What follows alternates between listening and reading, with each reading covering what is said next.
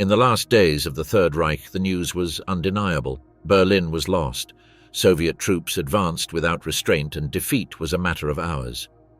General Gotthard Heinrici, commander of the Oder front, was the one who transmitted the message that no one wanted to hear.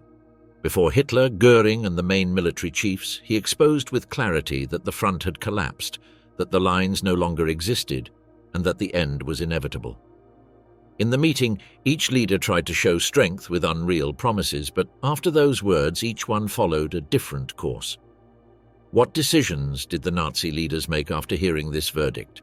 How did that meeting seal the fate of the Ninth Army and of the capital? Was it there where the Nazi leadership finished breaking apart? Vistula-Oder offensive, the collapse of the front and the fall of Himmler. On January 12, 1945, when below-zero temperatures transformed the fields of Poland into frozen extensions, the Red Army launched the Vistula-Oder offensive. More than 2 million Soviet soldiers, supported by 6,000 tanks and assault guns, 40,000 artillery pieces, and around 5,000 aircraft, departed from the bridgeheads established at Baranow, Puławy, and Magnusow. Facing them was Army Group A under the command of Josef Harp, who barely had 400,000 men scattered in incomplete defensive lines and with insufficient supply to sustain resistance. The initial bombardment devastated German positions, and within hours multiple breaches opened in the front. Soviet units advanced with unprecedented speed, covering dozens of kilometers each day, encircling entire cities and fragmenting enemy forces. Krakow fell on January 19th, and in East Prussia and Pomerania, German troops retreated in disorder. Army Group A ceased to exist as an organized force, reduced to remnants that scattered westward in a chaotic retreat. By the end of January, Soviet spearheads reached the Oder River and established bridgeheads barely 70 kilometers from Berlin. The pace of advance had exceeded all forecasts. In just 3 weeks, the Red Army had covered 500 kilometers, dismantled entire armies, and recovered cities that had remained under German control for years. Adolf Hitler's reaction was improvised and desperate. On January 24th, he designated Heinrich Himmler, Reichsführer of the SS and Chief of Police, as commander of the newly created Army Group Vistula. The new structure integrated the remnants of the Second Army, the Third Panzer Army, and the Ninth Army, units disorganized after the setbacks suffered in Poland and Pomerania. Himmler received the order to halt the Soviet advance and stabilize the Reich's northern front. The designation caused bewilderment even within the German High Command itself. Himmler lacked direct military experience, and his trajectory was limited to internal security operations and the administration of the concentration camp system. For professional generals, it was alarming that a politician without tactical training would assume command of one of the most decisive sectors of the Eastern Front. Installed first in Schneidermühl and later in Prenzlau, Himmler issued confusing orders with impossible demands to fulfill. He did not understand logistical limitations, nor the magnitude of the threat. His directives lacked operational sense and forced subordinate commands to improvise solutions. The inability to articulate a coherent strategy worsened the situation as Soviet pressure increased. During February, the panorama worsened irreversibly. The Second Belarusian Front, directed by Konstantin Rokossovsky, launched the offensive on East Pomerania and overwhelmed German forces. Elbing and Danzig were captured, and large contingents were isolated and annihilated. Communications between army corps became chaotic. In many sectors, German commanders only had knowledge of the situation when Soviet units had already broken their lines. Available armament was insufficient and heterogeneous, supplies arrived late or did not arrive, and morale descended each day. Most soldiers fought solely out of discipline or fear of reprisals, conscious that defeat was inevitable. Himmler, exhausted, delegated to SS advisors without tactical knowledge and absented himself from the front frequently, alleging health problems. At the beginning of March, he was transferred to a sanatorium for nervous exhaustion, which in practice meant abandonment of command at the most critical moment. Himmler's withdrawal forced Hitler to designate a capable successor. On March 20th, 1945, he appointed Colonel General Gotthard Heinrici as new commander of Army Group Vistula. The decision responded to the urgent need to have an expert in defensive operations. Heinrici, veteran since 1940 on the Western Front and with accumulated experience in different sectors of the Eastern Front, had commanded corps and armies with efficacy in withdrawal situations. His reputation as a meticulous defender made him the most realistic option to resist before the imminent Soviet offensive. Upon assuming command, Heinrici found a front in ruins. The Third Panzer Army, under Hasso von Manteuffel, barely gathered 50,000 men with a reduced number of operational armoured vehicles. The Ninth Army, deployed around Frankfurt on the Oder, gathered about 80,000 combatants, among them battalions of Volkssturm and Hitlerjugend without sufficient training. The Second Army had been practically destroyed after the offensive in East Prussia. The scarcity of resources was absolute. Lack of fuel immobilized armoured vehicles, which had to be used as static artillery. Artillery ammunition was rationed to the minimum indispensable, authorizing shots only in response to confirmed attacks. Weapons were a mosaic of old models, captured equipment and Panzerfaust rocket launchers distributed to Volkssturm adolescents. Communications depended on vulnerable telephone lines and radios with scarce coverage. Intelligence arrived late or contained contradictions, making it almost impossible to coordinate movements. The morale of the troops was broken. Soldiers knew that victory was unattainable and fought solely to gain time and allow civilians to flee westward. The forced incorporation of adolescents and elderly in the Volkssturm added tension among regular units, while the presence of SS detachments with orders to execute deserters increased internal clashes with the Wehrmacht. Heinrici responded by organizing a layered defensive system on the Oder River. He ordered establishing 3 lines, the first on the riverbank, the second on the heights of the Seelow Hills, and the third on Berlin's eastern periphery.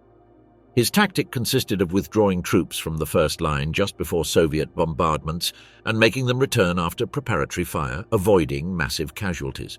The maneuver was criticized by political leaders who interpreted it as defeatism, but Heinrici knew it was the only resource to conserve forces. The price of this strategy was high since the front lacked mobile reserves. Elite armored corps had been sent to Hungary for the Lake Balaton operation, leaving Berlin practically without strategic protection. At the end of March, reconnaissance reports confirmed that the Red Army was concentrating an unprecedented force on the other side of the Oder. The evidence was clear: construction of pontoon bridges, massive accumulation of artillery and nocturnal movement of troops. Heinrici understood that the final offensive against the Reich's capital was imminent and that his exhausted, poorly equipped and outnumbered forces would have to face the most powerful war machine in the world. Battle of Seelow, the last wall broken. The hills of Seelow rose 60 kilometers east of Berlin as the last significant elevation that separated the Red Army from the Reich's capital. These promontories dominated the marshy plain of Oderbruch, open terrain where any attacker was exposed to direct fire. For Gotthard Heinrici, those heights represented the only tactical advantage that could offer resistance in an increasingly desperate situation. The Ninth Army, under the command of General Theodor Busse, was deployed along a 20-kilometer front facing the hills. The disposition followed the principles of defense in depth, with a first line on the Oder riverbank, a second on the Seelow Heights, and a third further back, destined to cover Berlin's eastern approaches. The fortification included trenches, minefields, and improvised positions that intended to turn each sector into an obstacle capable of delaying enemy advance. The total number of effectives amounted to 90,000 combatants among regular divisions, remnants of armoured units, Waffen-SS contingents, and Volkssturm battalions. Available armament was reduced to 700 cannons and mortars and barely half a hundred tanks, many of which had to be used as fixed pieces due to lack of fuel. German preparation contrasted with the magnitude of Soviet deployment. The First Belarusian Front, under Georgy Zhukov, gathered around 1 million soldiers, supported by more than 3,000 tanks and assault guns, nearly 20,000 artillery pieces, and absolute dominion of the skies. The offensive began on April 16, 1945, at 3 in the morning, with a massive bombardment by 9,000 artillery pieces. Darkness was interrupted by the fire of Katyusha rockets and anti-aircraft searchlights oriented westward, whose objective was to dazzle defenders.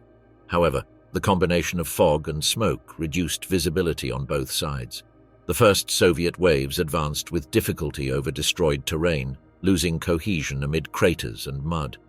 Heinrici's decision to evacuate advanced positions before the start of bombardment proved decisive. German casualties during artillery preparation were minimal, and troops were able to reoccupy defenses after initial fire.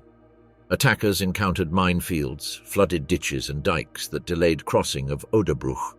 Crossfire from positions on heights and intensive use of Panzerfaust against armoured vehicles made the first waves suffer significant losses. Even so, material disproportion was felt from the beginning. Soviet engineers worked under constant fire to raise pontoon bridges, allowing armoured divisions to cross to the western shore. Soft terrain slowed tank advance, turning them into targets for anti-tank pieces, but the continuous flow of replacements maintained offensive pressure. During April 16th and 17th, the Ninth Army managed to keep defence cohesive, applying tactics of limited retreat and punctual counterattacks that wore down attackers. German artillery, though reduced, employed concentrated and surprise shots that inflicted momentarily high casualties, but accelerated consumption of ammunition exhausted reserves at an unsustainable rate. The Luftwaffe attempted to intervene with limited sorties, but Soviet air superiority nullified any impact. German fighters that managed to take off were quickly intercepted. On the ground front, Zhukov intensified attacks with armoured reserves, increasing pressure on the German second line and maintaining a rate of fire that reached in some sectors 200 projectiles per minute. On April 17th, after more than 24 hours of continuous combat, German units began to show signs of extreme exhaustion. Communications were frequently interrupted, wounded remained trapped in isolated positions, and supply shortages reduced response capacity. Heinrici, conscious of the strategic importance of each hour gained, refused to authorize premature retreats. On April 18th, the Seelow front began to crumble under pressure from three convergent offensives. To the north, Konstantin Rokossovsky's Second Belarusian Front pushed from Pomerania, threatening to envelop the Third Panzer Army. To the south, Ivan Konev's First Ukrainian Front advanced from the Neisse toward the capital. Soviet coordination ensured a progressive encirclement of Berlin. On April 19th, Zhukov ordered the final assault with large-scale armoured forces. German resistance broke at several points, and opened breaches were quickly exploited by entire armies. German divisions retreated toward the third defensive line, but there were no longer available reserves to stabilize the front. Within hours, Soviet troops advanced more than 20 kilometers in depth, reaching Müncheberg and leaving open the route to Berlin. The Battle of the Seelow Hills had cost the Red Army tens of thousands of casualties and a delay of several days in the planned schedule, but the German front was broken. The last natural defense before the capital had been overcome, and Soviet forces prepared to enter Berlin's eastern suburbs, where the definitive phase of the war in Europe would begin. Berlin in flames, the siege begins. On April 20th, 1945, in the early morning hours, systematic bombardment of Berlin began by the Red Army. The breakthrough at the Seelow Hills had allowed the First Belarusian Front to position its heavy artillery in positions capable of directly reaching the heart of the German capital. Thousands of field cannons, mortars and Katyusha rocket launchers opened fire simultaneously against eastern districts, marking the beginning of a siege that could no longer be reversed. The intensity of fire exceeded any precedent. In a single day, more projectiles fell on Berlin than in all combined air attacks by Western allies during previous years. The roar was perceptible even in the depths of the Reich Chancellery bunker. Shockwaves broke windows and cracked walls kilometers away, and columns of black smoke rose over the city, reducing visibility and hindering any rescue operation. The Soviet objective was multiple: disorganize German defense, break population morale, facilitate advance of infantry and armored vehicles in suburbs, and send an unequivocal political message that the capital's fall was imminent. Fire reached railway stations, military installations, government buildings, and also residential neighborhoods, generating casualties among civilians who no longer had safe shelters. Meanwhile, inside the Führerbunker, located beneath the Chancellery Gardens, Adolf Hitler turned 56 years old. The coincidence between intimate celebration and the beginning of siege highlighted the contrast between the underground life of Nazi leadership and devastation on the surface. The congratulation ceremony was reduced to a brief protocol act with the presence of Wilhelm Keitel, Alfred Jodl, Wilhelm Burgdorf, Hans Krebs, and Joseph Goebbels, accompanied by his wife Magda and their 6 children. There were no prolonged speeches or celebrations. Hitler, seated, showed visible signs of wear, with constant tremor in his hands and a loose uniform that revealed weight loss and vitality. Some leaders like Albert Speer and Karl Dönitz took advantage of the occasion to say goodbye and move to safer locations in the north. Heinrich Himmler was not present, already finding himself away from the operation center. What in appearance was an official congratulation functioned in reality as a veiled farewell. That same day, Hitler reaffirmed the decision to convert Berlin into Festung, fortress city. The order implied that each street, each bridge, and each building had to be defended to the end. Civilian population was mobilized through Volkssturm battalions composed of Hitlerjugend adolescents and elderly up to 60 years old. Police contingents, Luftwaffe personnel reconverted to infantry, and Waffen-SS units transferred from other sectors were also added. Surviving regular divisions were located at strategic accesses, though their state was precarious after weeks of wear. Urban fortifications advanced rapidly. Barricades were raised with overturned streetcars and rubble, anti-tank ditches were dug in main avenues, and solid buildings were prepared as resistance points with sandbags and openings for automatic fire. The metro network and basements were adapted as civilian shelters and as underground defensive corridors, allowing concealed movements between sectors.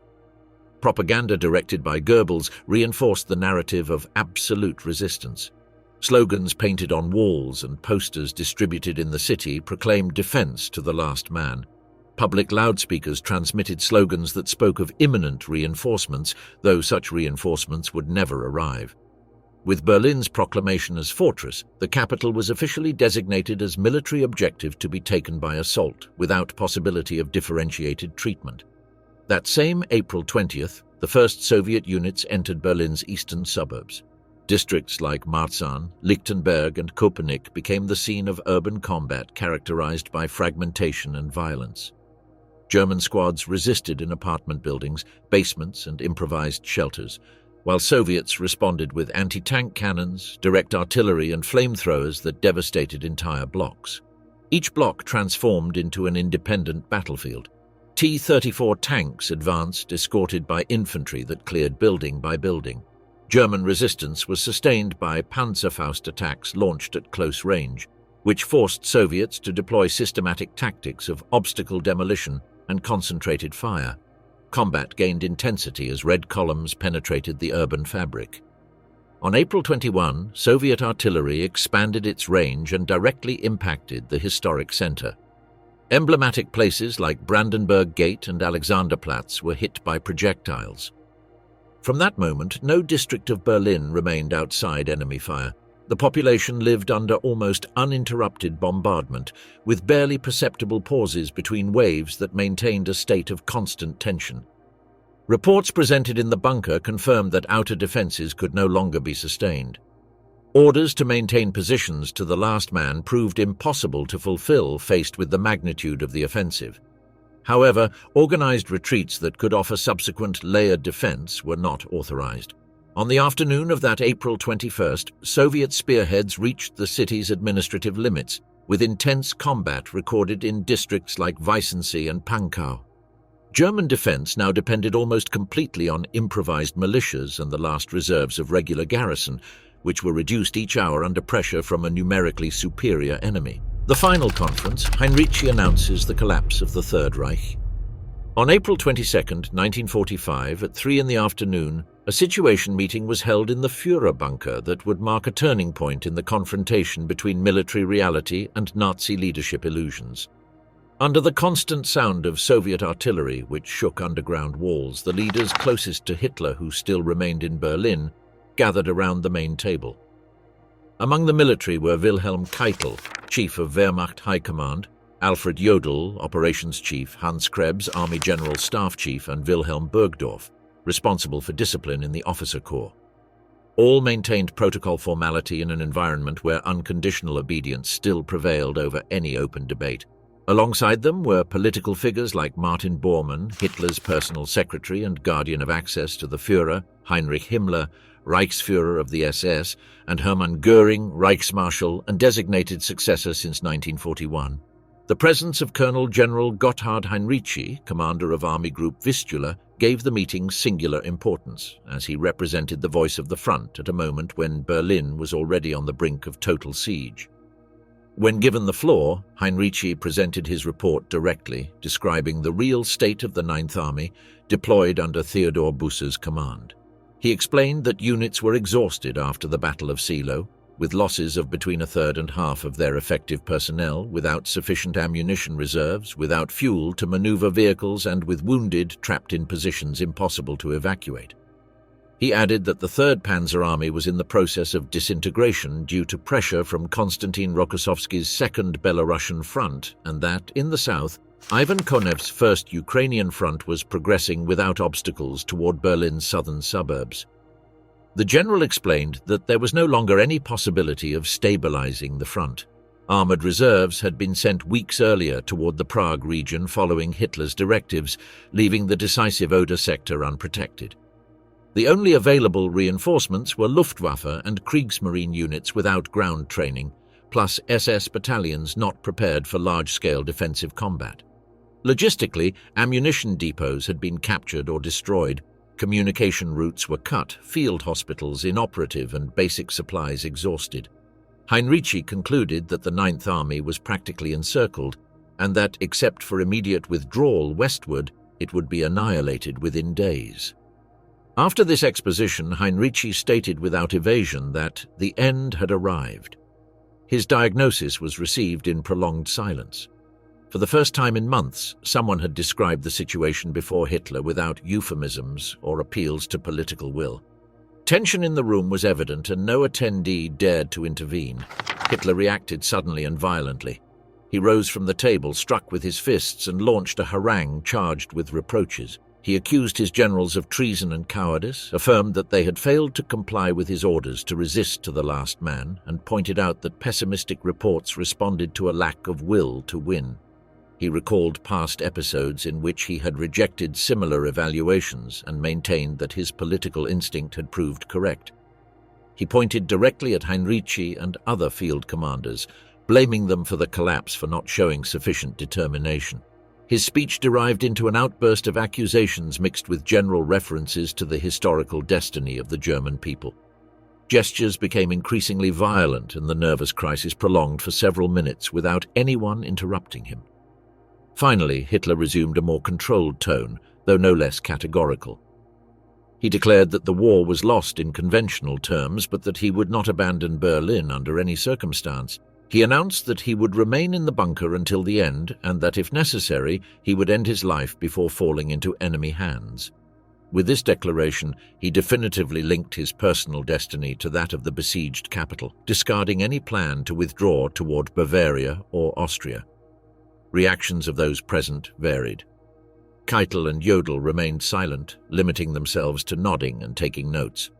Burgdorf and Krebs confirmed basic data exposed by Heinrici, but avoided reinforcing his conclusions about the futility of continuing resistance. Bormann intervened to emphasize that party and German people loyalty demanded that Hitler remain in the capital. Himmler remained silent, distant, without committing either to the Führer's position or to the military diagnosis. Göring, visibly uncomfortable, perceived that Hitler's decision amounted to implicit renunciation of effective Reich command. For Heinrici, the meeting marked confirmation that his warnings had been rejected and that political command had decided to sacrifice the Ninth Army without possibility of retreat. The only tangible result had been reaffirmation of absolute defense and Hitler's announcement of remaining in Berlin until the end. The distance between reality at the front and decisions in the bunker had become unbridgeable. The lost illusions, the auction of troops. After Hitler's outburst in the April 22nd conference, the meeting in the Führerbunker continued under a climate of tension and disconnection from reality. Heinrici's report had demonstrated with concrete data that the Oder front was collapsed and that real reserves no longer existed to sustain Berlin's defense. However, instead of assuming the inevitability of defeat, the Führer sought new exits within the nominal framework of military structures that barely existed beyond paper. In that context, several leaders began to present proposals that reflected more the need to sustain illusions than to provide practical solutions. The first to intervene was Hermann Göring, Reichsmarschall and Supreme Commander of the Luftwaffe. Standing, he announced that he put at disposition of Berlin's defense 100,000 men from his air force. The figure was striking, but it was mainly ground personnel: engine mechanics, communications technicians, administrative auxiliaries, and anti-aircraft units deprived of their cannons. Göring sought to project the impression that he still had significant resources and at the same time rehabilitate his personal prestige, gravely damaged by failure in the Reich's air defense. Reality was different. Those men lacked basic training for urban combat, and converting them to infantry would have required months of non-existent training. Heinrich Himmler, who did not want to be relegated in the symbolic competition to demonstrate loyalty, offered 25,000 SS men. They came from remnants of disorganized divisions, training contingents, and personnel linked to administrative or guard functions. The political value of the proposal was evident. The SS presented itself as ideological nucleus, ready to fight to the end. However, lack of complete equipment and armament drastically reduced their real capacity. Karl Dönitz, Grand Admiral and Kriegsmarine Chief, joined by declaring he could mobilize 12,000 sailors. They came mostly from naval bases without operational function after the Allied blockade and fleet destruction. They were men with experience in naval artillery or submarines, but without training in ground operations, especially in urban combat. His offer responded more to the need to figure in that symbolic distribution of responsibilities than to objective military evaluation. Adding the promises, those present already spoke of 150,000 men. On paper, it amounted to about 12 divisions capable of reinforcing the capital's defense. Hitler, taking notes, affirmed that with such reserve not only could Soviet advance be stopped, but even counterattacks could be launched. The optimism of that conclusion reflected the increasingly unbridgeable gap between political command vision and operational front reality. Heinrici, who had listened to the interventions with growing incredulity, took the floor to clearly reject those proposals. He pointed out that, although figures were impressive, men lacked training, heavy armament, vehicles, compatible communications, and indispensable coordination to resist a modern armored army. He insisted that launching them against Soviet divisions would only increase casualty numbers without altering battle results. His intervention generated immediate defensive responses. Göring affirmed that his personnel had basic military preparation and could adapt quickly. Himmler assured that SS discipline and ideological resistance would supply technical deficiencies. Dönitz defended that sailors were accustomed to weapon use and combat pressure, qualities that, according to him, could transfer to ground battlefield. These justifications showed to what extent self-deception had become a political survival mechanism within the bunker. Hitler listened to both offers and objections and responded with an affirmation that synthesized his disconnection from reality. He declared that decisive factors were not material resources, but absolute faith in final victory.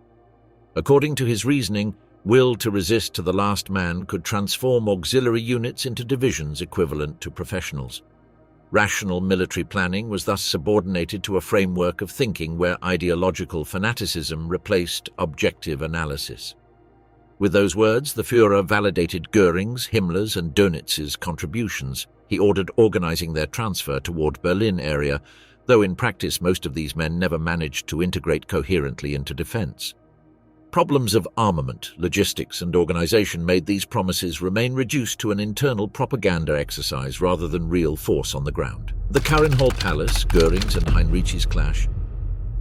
On April 8, 1945, days before the beginning of the final Soviet offensive on Berlin, Colonel General Gotthard Heinrici received a summons he could not refuse. Hermann Göring invited him to lunch at Karinhall, his residence located in the Schorfheide forest, about 30 kilometers from the Oder River, still under German control but in the imminent trajectory of Red Army spearheads. Karinhall had become a symbol of Göring's personal power. Built from 1933 and successively expanded, the estate gathered collections of painting, sculpture, tapestries, and furniture, coming largely from the looting of museums and private collections from occupied territories. In its halls hung Renaissance and Baroque works transferred from France, the Netherlands, and Poland, while classical sculptures and Flemish tapestries adorned main salons. More than residence, it functioned as private museum and status demonstration within the regime. In the spring of 1945, that ostentation contrasted with the fragility of its situation. Göring feared that imminent Soviet arrival would convert his palace into booty, and preservation of that patrimony had become a personal obsession for him. This concern added to political and military tensions that confronted him with Heinrici, accumulated since previous years. The rivalry dated back to Stalingrad, when Heinrici questioned Göring's promises about the Luftwaffe's capacity to supply the Sixth Army by air. More recently, in the bunker, the general had criticized the offer to convert thousands of Air Force men into infantry, pointing out that they lacked necessary preparation to face Soviet armored divisions. Göring interpreted these observations as direct affront to his leadership and to his men's reputation. The invitation to Karinhal therefore responded to a clear objective: confront the Army Group Vistula commander in an environment carefully chosen to impose authority. The estate's luxury should underscore the Reichsmarshal's power and counteract any questioning. Heinrici accepted reluctantly, conscious that a refusal could have immediate political consequences. During the journey, the contrast between front reality and the opulence toward which he was heading was evident. Roads were filled with civilians fleeing westward, transporting belongings in improvised carts or on foot, while bridges had been prepared for blowing and defensive posts were occupied by recruits too young or too old. Shortly after, approaching Karinhal, well-kept gardens, intact buildings, and domestic staff working normally evidenced the distance between Göring's world and the country that was crumbling. Göring received him dressed in a ceremonial uniform loaded with decorations. The contrast with Heinrici's sobriety was absolute. From the first greeting, the tone was cold. Göring initiated conversation, accusing the general of having demoralized the Luftwaffe with his criticisms. He held him responsible for undermining confidence in those troops and for incurring insubordination by publicly questioning the validity of his contribution. He added reproaches about supposed deficiencies observed at the front: inactive soldiers, incomplete fortifications, and lack of discipline, affirming that he considered informing Hitler directly to request his dismissal. Heinrici listened without alteration. Conscious of his interlocutor's hierarchical position, he responded with strictly technical arguments. He pointed out that available Luftwaffe personnel lacked training and equipment comparable to trained infantry divisions, and that launching them against Soviet tanks would mean losses without military result. Regarding discipline at Oder positions, he explained that troops were exhausted after weeks of combat, and that what Göring had interpreted as inactivity was direct consequence of extreme wear and lack of basic resources. Lunch took place in a salon surrounded by artworks accumulated during more than a decade of looting. The opulent environment functioned as a reminder of status difference between host and guest. Heinrici, however, remained distant, avoiding prolonging a confrontation that could only bring him harm. He concluded the visit with formal courtesy and prepared to return immediately to his command post. At the moment of farewell, he pronounced a phrase that reflected both courtesy and warning. Observing gardens and halls loaded with treasures, he expressed to Göring his desire that his soldiers could save that palace from approaching battles. In appearance, it was a diplomatic comment, but at the same time it reminded the Reichsmarschall that his world of luxury depended on exhausted and poorly equipped men who fought at scarce kilometers, and that nothing guaranteed survival of that power symbol faced with Soviet advance. The leadership's breakdown: Göring displaced, Himmler traitor. On April 23, 1945, while the Soviet encirclement of Berlin closed and combat already reached peripheral districts, Hermann Göring made a decision that would mark the beginning of definitive collapse in the regime's inner circle. From his residence in Obersalzberg, in the Bavarian Alps, he sent a telegram to the Führerbunker appealing directly to the decree signed by Hitler in 1941, which designated him official successor in case of the Führer's death or incapacity. The message pointed out that given that Hitler had decided to remain in the besieged capital and had declared his will to die in it rather than abandon it, a situation of power vacuum was configured in fact. Göring requested formal authorization to immediately assume total leadership of the Reich and begin negotiations with Western allies. In his approach, transfer was indispensable to ensure certain state continuity at a moment when military defeat was evident. The telegram was transmitted through official channels, which ensured its arrival in Berlin, despite difficulties caused by bombardments. This formality demonstrated that it was not an improvised suggestion but a calculated political maneuver. Göring's objective was to establish a new power reality before defeat was consummated. Hitler's first reaction was silence. He read the document several times without uttering a word. Martin Bormann, increasingly influential in internal decisions, immediately interpreted the telegram as an attempted usurpation. He presented it to Hitler as a disloyal maneuver directed at removing him from power even while alive and in full use of his faculties. According to this reading, Göring was not offering help or collaboration, but claiming anticipated succession. Joseph Goebbels joined Bormann's interpretation. He pointed out that the chosen moment, with Berlin encircled and under bombardment, revealed lack of solidarity and personal ambition. The idea that the Reichsmarschall tried to take advantage of the capital's critical state immediately awakened the Führer's distrust, reinforcing his tendency to see conspiracies and disloyalties in his closest entourage. In following hours, Hitler's initial surprise transformed into indignation. Göring had been for more than a decade the Reich's second man, responsible for Luftwaffe creation and depository of his confidence in multiple key matters. The fact that precisely he claimed power in the middle of siege was experienced as personal betrayal. On April 25, after 2 days of deliberations, Hitler dictated a categorical response. He accused Göring of high treason and ordered him to immediately renounce all his official positions as the only alternative to avoid more severe punishment. Resignation was accepted without resistance by Göring, who retired to Obersalzberg under strict SS surveillance. Martin Bormann ensured he had no possibility of resuming political activity or establishing independent contacts. With this decision, the man who for years had been considered natural successor was removed from power structure. When consequences of Göring's fall had not yet been assimilated, another revelation shook the Führerbunker. On April 28th, it was confirmed that Heinrich Himmler, SS chief and one of the regime's ideological pillars, had initiated secret contacts with Western powers. Information arrived through radio reports, BBC communiques, and diplomatic interceptions that mentioned negotiations with Swedish intermediaries, particularly with Count Folke Bernadotte. Himmler had proposed a partial capitulation that excluded the Soviet Union. Germany would surrender to British and Americans while continuing to fight in the East. The plan sought to exploit latent tensions among allies and preserve part of the regime under less harsh conditions. For Hitler, this maneuver constituted the greatest imaginable betrayal. Himmler was not just a political leader, but the executor of National Socialism's most radical policies. That precisely he sought an agreement with enemies converted disloyalty into a personal and symbolic blow. Reaction was immediate. Hitler dismissed him from all his positions, declared him traitor to the Reich, and ordered his arrest and execution if he could be located. With this, the regime lost another of its fundamental figures, while the circle of trust was increasingly reduced. The same day, an episode occurred that reinforced the paranoia atmosphere. Hermann Fegelein, SS liaison officer and Eva Braun's brother-in-law, attempted to flee Berlin. He was detained in an apartment in the city's west, dressed in civilian clothes, carrying cash, jewelry, and documents that suggested knowledge of Himmler's maneuvers.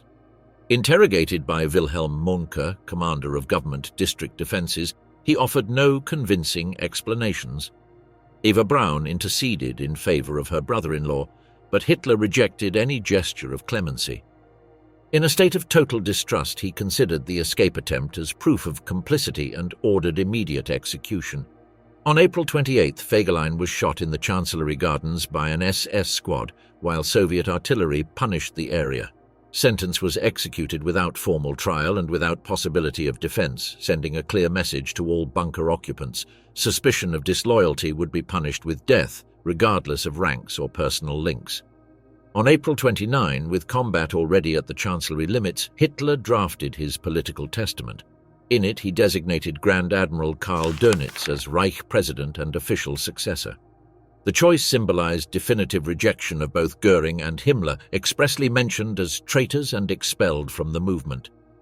He also appointed Joseph Goebbels as Chancellor, though his mandate would be ephemeral due to his own decision not to survive the collapse. The document was signed in the presence of witnesses and sent outside the bunker by messengers who were charged with ensuring its preservation. With this act, Hitler attempted to give a final legal framework to Reich succession amid defeat. The testament sealed the definitive breakdown of Nazi leadership.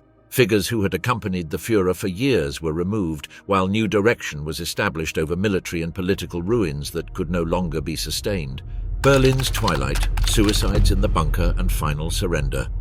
In the early morning of April 30th, 1945, when combat was already developing at scarce meters from the Reich Chancellery and Soviet siege on the government district reached maximum intensity, Adolf Hitler contracted civil marriage with Eva Braun. The ceremony, celebrated in a small room of the Führerbunker, had Joseph Goebbels and Martin Bormann as witnesses and was conducted by a civil registry official transferred expressly to the besieged capital. The act lasted barely a few minutes. The ceremony's simplicity contrasted with the pomp of official ceremonies that had accompanied the Nazi regime in its years of power. There were no numerous guests or music, only voices in low tone interrupted by the rumble of Soviet artillery that approached increasingly closer to the city center. The formal gesture, reduced to essentials, also symbolized a definitive farewell. After the ceremony, Hitler met with collaborators who still remained in the bunker. He expressed gratitude for services rendered, though his words were brief and lacking emphasis. During the morning, he imparted his last military instructions.